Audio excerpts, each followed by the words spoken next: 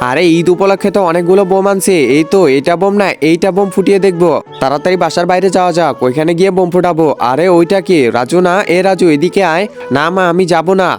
আরে আয়। না মা থাক, তুমি ফুটাও। আচ্ছা ঠিক আছে, তুই দেখ কিভাবে আমি বোম ফুটাই। এই তো প্রথমে এখানে বোমটা রেখে দিলাম, এরপর একটু আগুন ধরিয়ে দিই। এ রাজু দেখিস এবার কত জোরে ফুটে। আরে এটা মনে হয় অনেক জোরে ফুটবে, তাড়াতাড়ি আমি এখানে কানগুলো চেপে ধরে লুকাই। হুম। আরে এত জোরে ফুটলো, ভাবরে। কিন্তু মা কোথায় গেল? আরে মা তো কোথাও নাই, যাই তাড়াতাড়ি মাকে খুঁজতে হবে। মা তুমি কোথায়? আরে কোথাও তো দেখতেছি না, যাই ঘরের ভিতরে দেখি তো। আরে এটা কি? একজন মা কতটা আপন হয়ে থাকে, যার মানেই তাকে জিজ্ঞাসা করে দেখো। তো দেখা যাক বন্ধুরা, এই মায়ের জন্য কে ভিডিওটিতে লাইক এন্ড সাবস্ক্রাইব করে। আর যারা মাকে ভালোবাসো না, তারা ভিডিওটি থেকে দূরে থাকো। আরে এটাকে দেখি তো। আরে এটা তো মা। আরে রাজু বোম কি ফুটেছে নাকি? হ্যাঁ মা ফুটেছে। তাহলে চল আরেকটা ফুটাতে হবে। আরে বাবা ইনার যে ভয়, ইনি নাকি আবার আরেকটা বোম ফুটাবে।